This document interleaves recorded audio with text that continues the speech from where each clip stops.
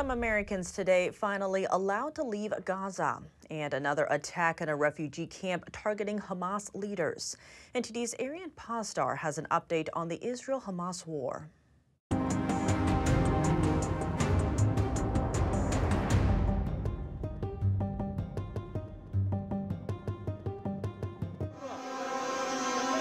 Over 300 foreign passport holders left Gaza through the Rafah crossing into Egypt on Wednesday.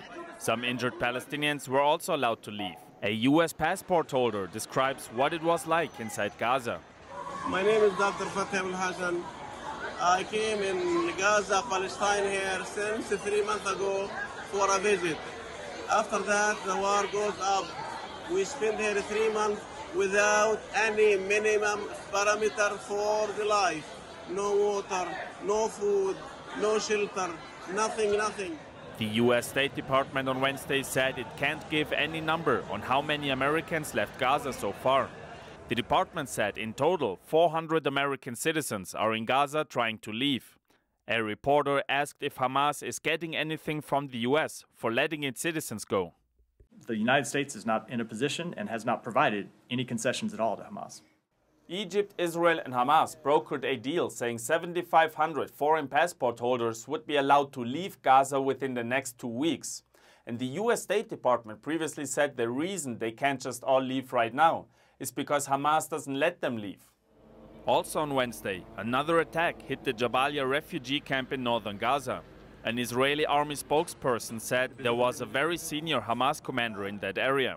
Israel's military also commented on a previous strike on the camp, which killed a Hamas commander, saying the fact that the attack destroyed tunnels under the camp proves that Hamas is using civilians in the camp as human shields. Hamas is responding to the attacks, threatening to seriously hurt Israeli hostages.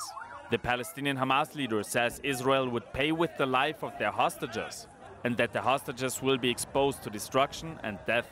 The Iranian regime on Wednesday also threatening Israel, indicating it may expand the conflict.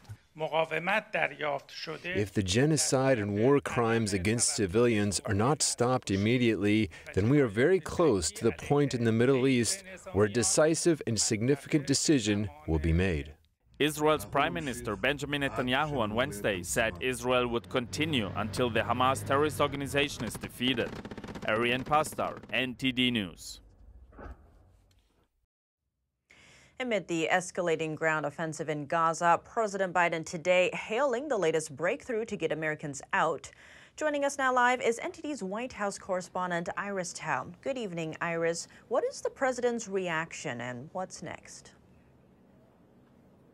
Good evening to us as well, Tiff. So President Biden, while giving a speech in Minnesota today, applauded U.S. leadership in the efforts to allow not only just wounded Gazans, but also foreign nationals, including Americans, to leave Gaza. Here's what he said. Watch. American citizens are able to exit today as part of the first group of probably over 1,000 working nonstop to get Americans out of Gaza. This is the result of intense and urgent American diplomacy with our partners in the region.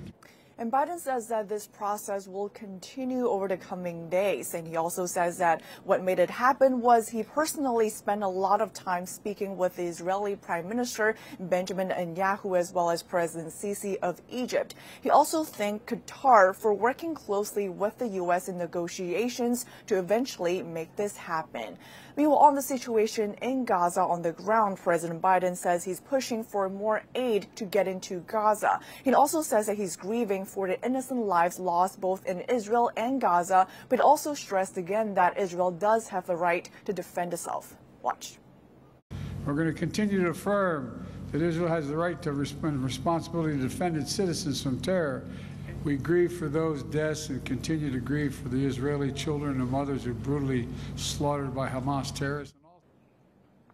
And when it comes to the American hostages still in the hands of Hamas, President Biden says the administration is still working around the clock to try to get them back, adding that he has not given up any hope. Back to you. Iris, thank you for that update. And the House is moving a $14 billion Israel aid package and trying to offset the cost by stripping funds from the IRS.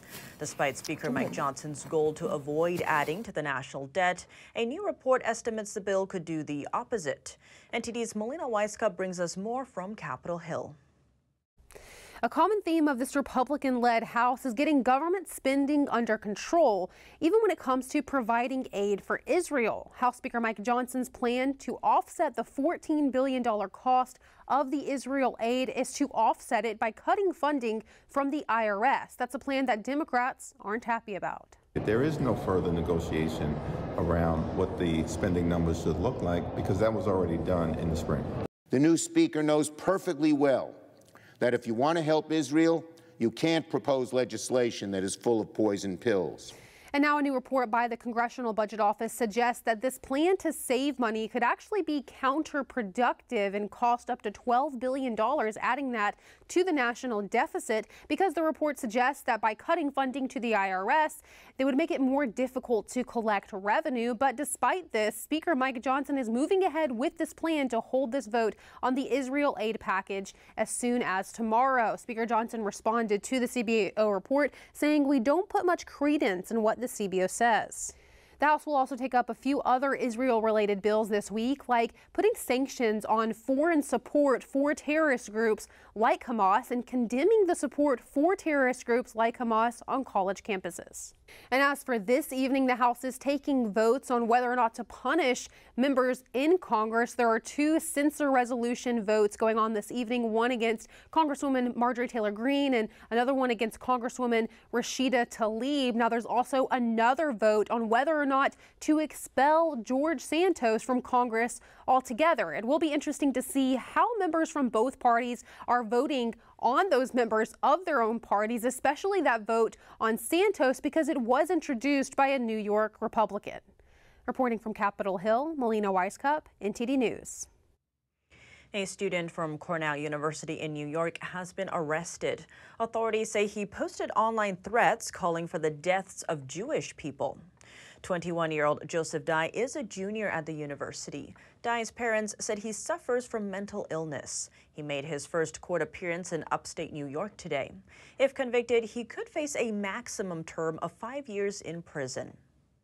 Donald Trump Jr. testifying today. He was authorized to run his father's empire during the presidency, and he did, ending in 2021. Today, after a late afternoon arrival, he took the stand in the civil fraud case brought by Attorney General Letitia James against him, his brother Eric, and his father. She alleges they conspired to exaggerate their assets by billions of dollars. The estimates were given to banks, insurers, and others to secure loans and make deals. We turn now to NTD's legal correspondent Arlene Richards, who was at the courthouse during his testimony. Arlene, the AG's team has spent a significant amount of time establishing Donald Jr.'s authority in the company from 2017 to 2021. What else will they likely aim to establish?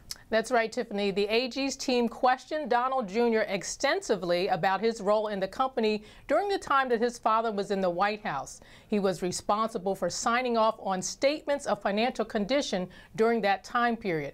I am expecting the team to question him about his role in the valuations of certain Trump properties, which Attorney General Letitia James has said in court filings that one property, for example, was valued at roughly 6 times the appraised value.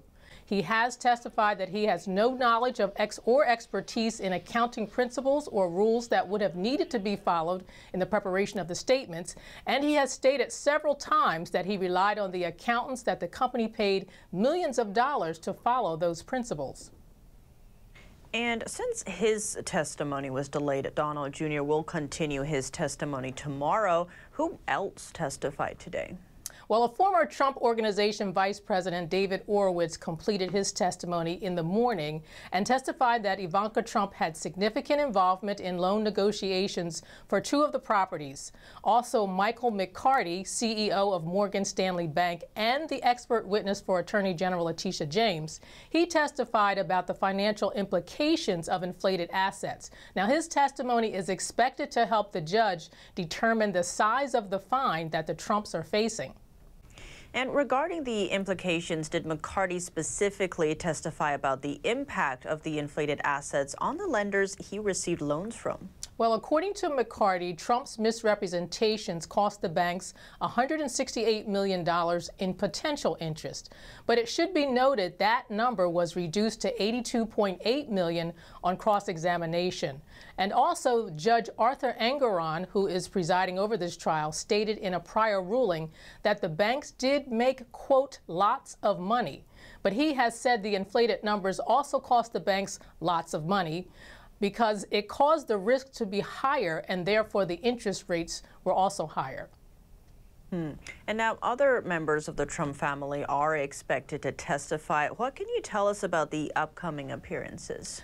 Eric Trump, Donald Jr.'s brother, was expected to begin his testimony on Thursday, but that may be pushed back to Friday. Now, he was supposed to be followed by Ivanka Trump on Friday, but she has filed an appeal to Judge Engoron's ordering her to testify. And Donald Trump himself is expected to testify on Monday. Quite the lineup. Well, Arlene, thank you so much for your insights. All right. Thank you, Tiffany. GOP Congressman Ken Buck is saying that he won't run for re-election next year. In a video released on social media, Buck criticizes his own party for challenging the 2020 election and promoting the idea of a weaponized justice system. Our nation is on a collision course with reality, and a steadfast commitment to truth, even uncomfortable truths, is the only way forward. Buck's take on the election and the January 6th Capitol protest has set him against some of his colleagues and constituents. His statement comes shortly after Congresswoman Kay Granger also announced her leave from the position, which she has held for decades. The 80-year-old is the chair of the House Appropriations Committee. Granger is planning to finish her term and work closely with the newly elected House Speaker Mike Johnson. The House Oversight Committee is presenting evidence that President Biden received $40,000 from his family business. It released bank records of the transactions between the Biden family and its Chinese business associates. Chairman James Comer explained how the money ended up in Joe Biden's account in September 2017. Not only did he lie about his son Hunter making money in China, but it also turns out that $40,000 in laundered China money landed in Joe Biden's bank account in the form of a personal check. First, Northern International Capital, a Chinese company associated with CEFC, wired $5 million to Hudson West 3, a joint venture established by Hunter Biden and a CEFC associate. Then Hudson West 3 sent $400,000 to an entity owned and controlled by Hunter Biden. Next, Hunter Biden wired $150,000 to Lion Hall Group, a company owned by James and Sarah Biden. Sarah Biden then withdrew $50,000 in cash from Lion Hall Group. Later the same day, she deposited it into her and James Biden's personal checking account. A few days later, Sarah Biden cut a check to Joe Biden for $40,000. The memo line of the check said loan repayment. Comer added that even if the $40,000 check was a loan repayment from brother James Biden, it still shows how Joe Biden benefited from his family cashing in on his name with money from China. This new allegation could push forward Biden's impeachment inquiry. The committee previously made public a $200,000 check, also from James Biden to Joe Biden. It was dated 2018 and was also labeled as a loan repayment. Welcome back. The U.S. Federal Reserve held interest rates steady today after a two-day monetary policy meeting. But the central bank left the door open to future increases. NTD Business's Don Ma speaks with an analyst for further insight.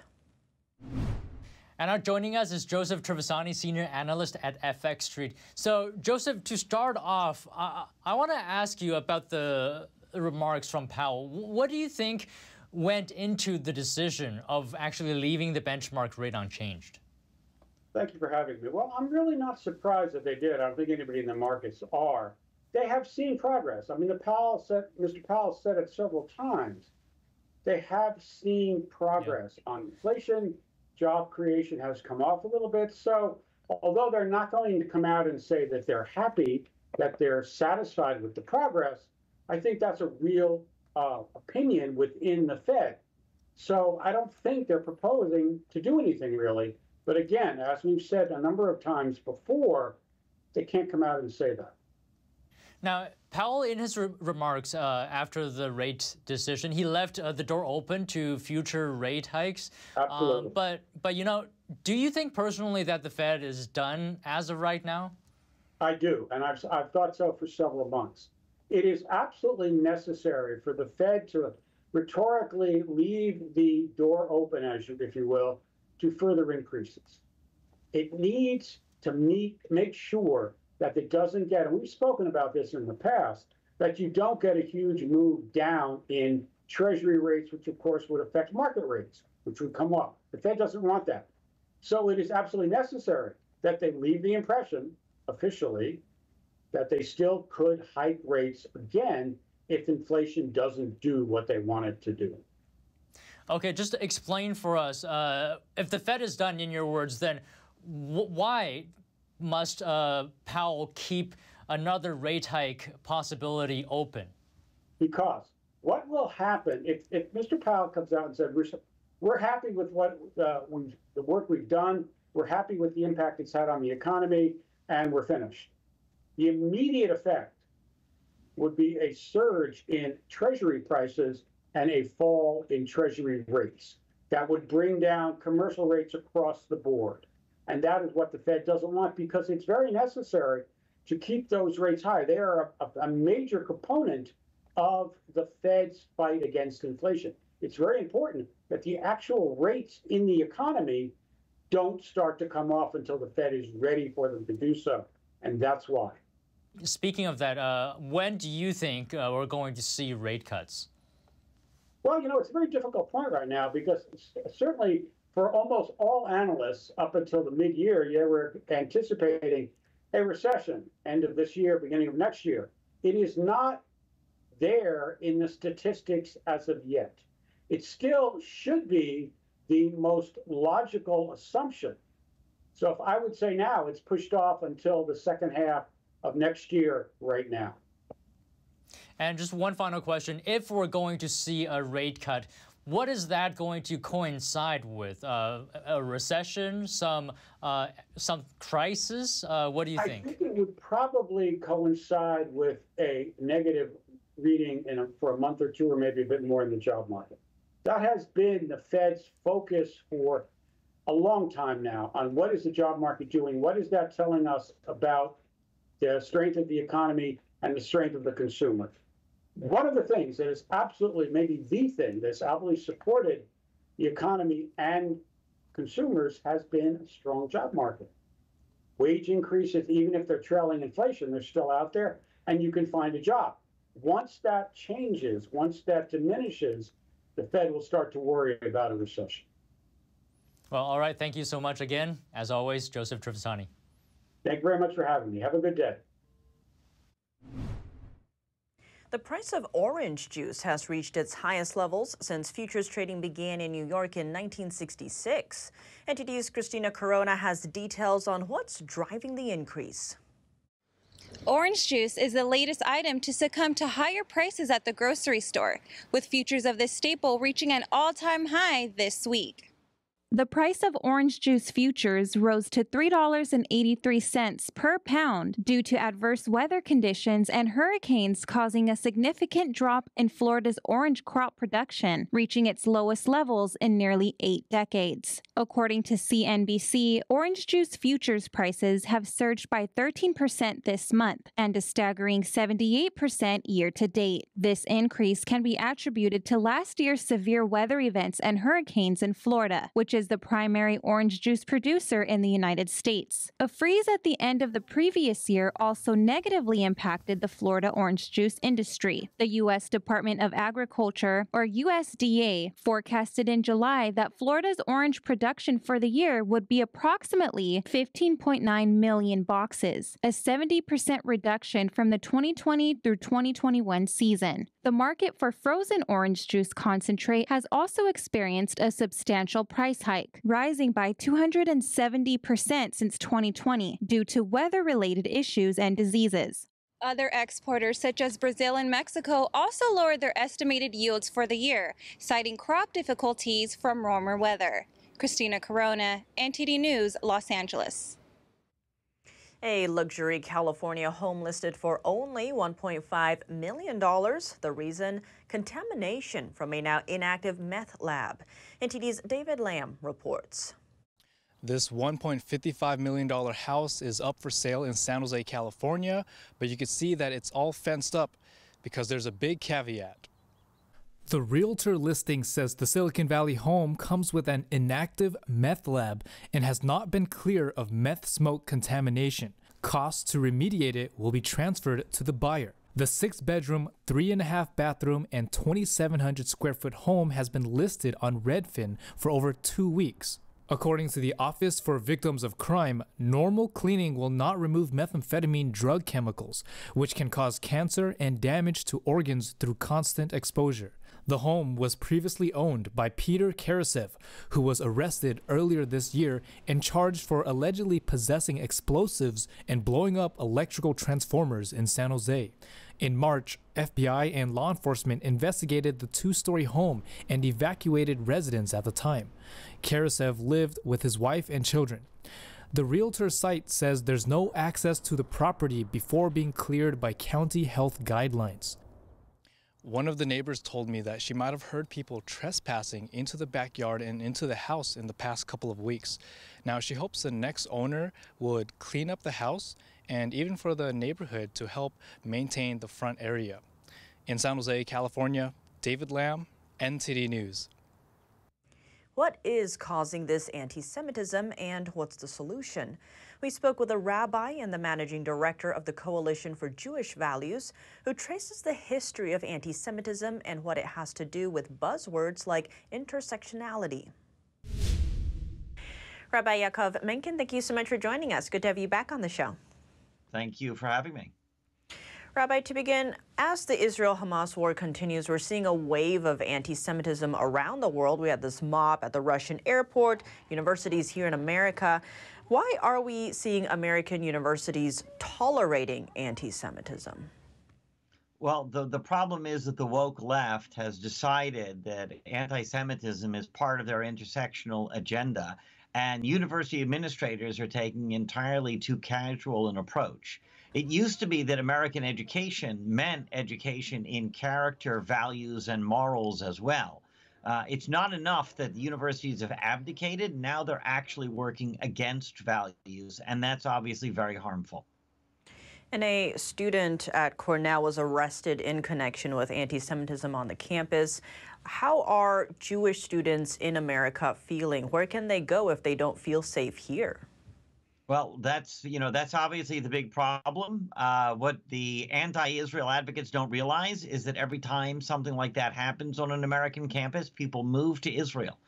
That Israel is the one place where Jews feel that the government will absolutely protect them no matter what happens. Over here, sadly, you're seeing the opposite happening. What's going on? It's not just Cornell, obviously. Today or yesterday, a Jewish student at Harvard was surrounded by people yelling, "Shame, shame, shame." What they don't realize is they were doing exactly what the Nazis did in 1933. I want to zoom in on that. There are now open calls for killing Jews or for Israel not to exist as a country. Given the horrors that we saw from the Holocaust, how is this narrative not only accepted but even welcomed by some groups? Well, what people forget is, one of the things that the Jewish left did tragically wrong was treat the Holocaust as an aberration. The Holocaust is part of a long continuum of anti-Semitism. Barbarians have always hated Jews. They've always hated values, and since Jews got the values first, they hate the Jews first. Once they're done with Jews, obviously, the Jews are the canary in the coal mine. Persecution of Christians follows shortly thereafter. These are places, when there's a place where there are no Jews left, they're persecuting Christians and anybody else who supports traditional values. And that, by the way, includes persecuting Uyghur Muslims in China. And your group actually has a video calling out BLM. Tell us about that. Well, Black Lives Matter, from the beginning, they stated their anti-Semitism. The organizers said, if we don't get rid of Israel, we're doomed. We stand with Palestine, etc. In the wake of the horrors of October 7, we saw Black Lives Matter chapters around the country openly celebrating the barbarism, the massacres, the rapes, the beheadings.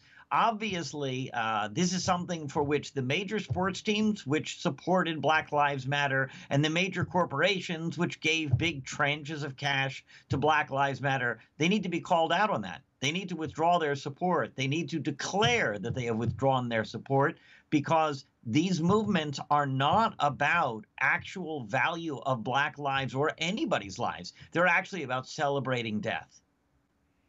And following the war and the amount of hostages being held, we're seeing video of people tearing down the posters of those who are held hostage. What's your understanding of the motivation here? It's Joseph Goebbels and the big lie, to put it simply. They don't want to confront the reality. They want to lie about the situation. They want to claim that Israel is the one committing genocide when they're facing a genocidal enemy. They do not want to face the reality of these hostages, and the hostages have to be released. Oh no, all of a sudden they're calling for a humanitarian ceasefire. There was a humanitarian ceasefire on October 6th. Hamas declared war in a truly horrific way, and the only way for there to be any progress towards world peace is for Hamas as a terror organization to be completely eradicated. But the left doesn't want to hear that. And expanding on that last part, what is the solution here? Is it awareness, our education system? What is it?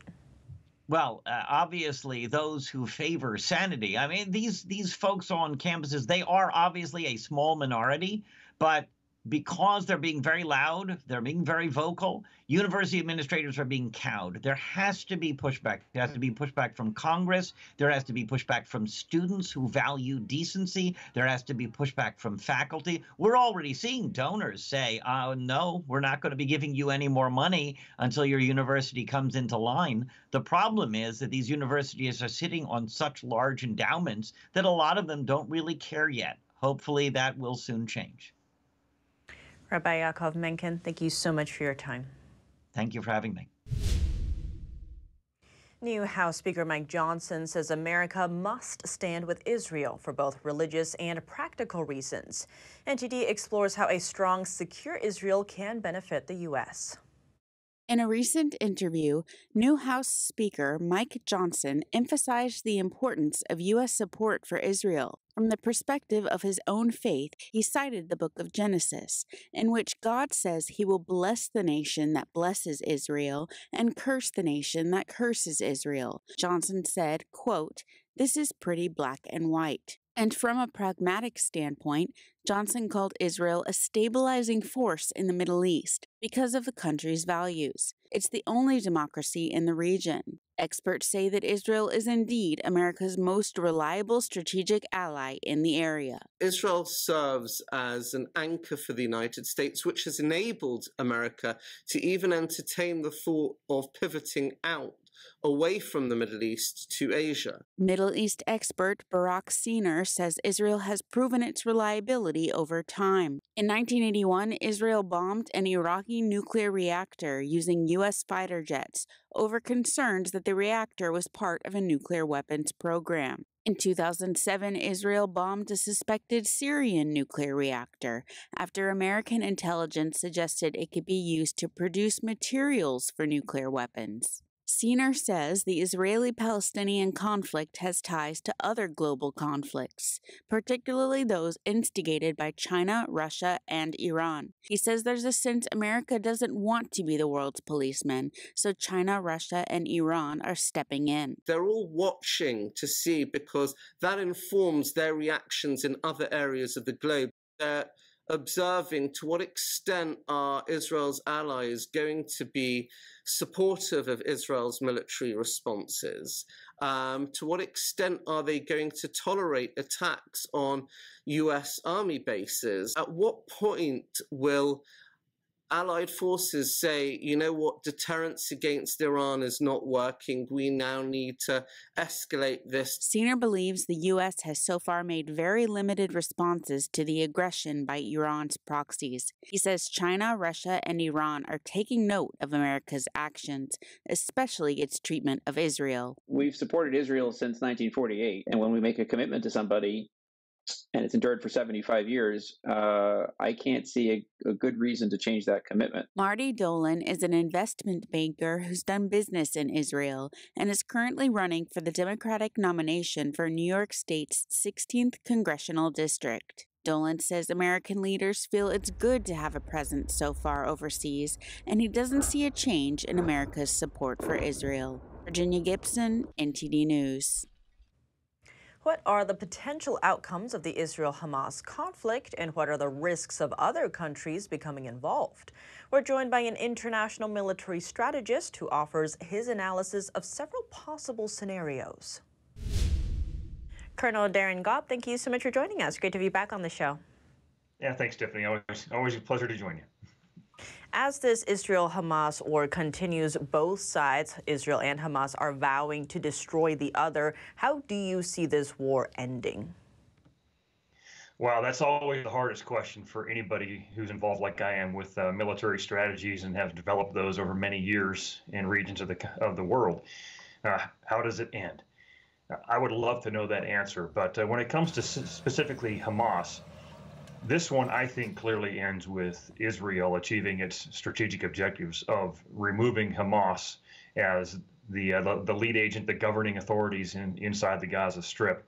And the question then becomes, what happens to the Gaza Strip after that? I also would expect that you would see Hamas warriors, terrorists, thugs, whatever you want to call them, move to other locations to probably join other mercenary armies that work for Iran, like Hezbollah, because they are united in common cause. And Colonel, some are calling for a ceasefire, including the U.S. Now, Israel is saying that would be a win for Hamas. Is a ceasefire even possible, given that Hamas wants to destroy Israel? At this point, a ceasefire is not possible. Not if Israel wants to achieve what it needs to achieve in the Gaza Strip. They gave up governance of that region in 2005, and since then it has been nothing but a thorn in their side as a security problem. And Hamas made this first move really on October 7th at this scale. So now they are going to be the ones who deal with the consequences, while also unfortunately acting like the terrorists they are, even with the Palestinian citizens inside the Gaza Strip. And now when it comes to the calls for ceasefire, it seems part of the concern are the hostages. Now, Americans are among those. At the same time, Americans are among the first foreigners leaving Gaza. How do you see hostage diplomacy playing a role in this war? Well, hostages have been part of this strategy from the beginning. That's why Hamas took them. They wanted to use them as leverage or bargaining chips in order to try to potentially de-escalate Israel in their response. The difference was that Israel said, we're not doing that. Israel's been smart in how they've done it by taking their time to be able to get to a position where they have the intelligence and information necessary to help recover some hostages here and there. That is extraordinarily necessary. But the rest of this I see as American citizens potentially move out of the Rafah gate and potentially other hostages get released, is you see the hands of Qatar, Turkey, and maybe other countries getting involved, by the way. These countries where the actual leadership of the PLO reside. They don't live with the people they lead. They live in mansions elsewhere, and they make a lot of money. And Colonel, Israel is saying a Hamas terrorist was hiding in a refugee camp, and by taking out this terrorist, they also took out some civilians. Is there a situation where civilians won't be harmed? Well, right now, unfortunately, because of how Hamas operates, and frankly Hezbollah and other type of organizations, they hide among the refugees. They hide in mosques and everything else. So it's expected that this is going to happen, no matter how. We know it's terrible, regardless. But every single death you see of a civilian like this is at the hands of Hamas. Ultimately, it is their fault. So I don't think Israel is going to stop what they're doing because of Hamas's tactics, and it's actually because of those tactics that they have to keep going, and it's the reason why they're moving the pace they are. Israel is doing this very smart, which is moving slowly. Timing and tempo in military operations are always critical. It's when do you do it and how fast, and in this case, slower is a little bit better, and it's better for the Israeli army too. And now there are talks of this war escalating beyond just Israel and Hamas. How do we make sure that doesn't happen? Well, some of the initial steps we've taken are already part of that, which is moving carrier strike groups into the region and positioning them in critical locations necessary to interdict things like what happened with Yemen when they launched drones and cruise missiles against Israel, presumably, where they got shot down. So that's part of it. Other part of this, of course, is continuous diplomacy with nations throughout the region, because it's not the Middle East and that they all get along just because they're there. There are different tensions and relationships that we can take advantage of to make sure that they recognize the fact that, like in Saudi Arabia, a growing conflict is not in their best interest either. Now, it's already growing to the north to Hezbollah in some capacity. That's pretty clear. We hope it stops there. That's for sure. But it seems unlikely. But I think if we stay in communications and keep those lines open in diplomacy, we could be successful, but we have to send a message, too, of overwhelming force to defend American forces if necessary. A lot at stake here for sure. Colonel Darren Gobb, thank you so much for your time. Welcome back, and now for your sports news, here's NTD's Dave Martin with an early look at who might be playing for college football's national championship. That's right, Tiff. Ohio State, Georgia, Michigan, and Florida State are the top 4 teams in the committee's initial college football playoff rankings released last night. All 4 are undefeated, while the other undefeated Power 5 team, Washington, sits right behind them in 5th. Now, even though there's only room for 4 teams, Washington really controls its own destiny, as Ohio State plays Michigan at the end of the month, meaning one of them has to lose. That could come sooner, though, both for Michigan and Georgia, as both teams have benefited from less than difficult schedules thus far. The Wolverines still have to play 11th-ranked Penn State, while the Bulldogs face 3 top 20 teams in a row, and that's before a possible showdown against Alabama in the SEC title game. And in the NFL, the Las Vegas Raiders have cleaned house, firing head coach Josh McDaniels, general manager Dave Ziegler, and even offensive coordinator Mick Lombardi. The move comes a day after the team lost to the LA Chargers on Monday Night Football to put them at 3-5 on the season. And for your sports viewing schedule tonight, the NBA has 13 games planned, including a Battle of LA as the Lakers play the Clippers, though the newly acquired James Harden won't be suiting up. And on the ice, the NHL has 4 games on, featuring the 2022 champion Colorado Avalanche, who are off to a 6-2 start. They host the St. Louis Blues. And finally in baseball, it's Game 5 of the World Series, for the few who are actually tuning in, of course. While Game 1 was the least viewed Game 1 in recorded history, Games 2 and 3 were even worse. The 2 contests each drew just over 8 million viewers, the lowest for any World Series game since viewer ratings were recorded starting in 1969. So for the few of you who will actually tune in tonight, it could be a clincher as Texas holds a 3-1 lead, playing at Arizona. And that's it for your sports news today. Tiff, back to you. If you have any news, tips, or feedback for the show, you can email us at eveningnews@ntd.com. That's all for today's news. Thanks for tuning in. I'm Tiffany Meyer. Good night.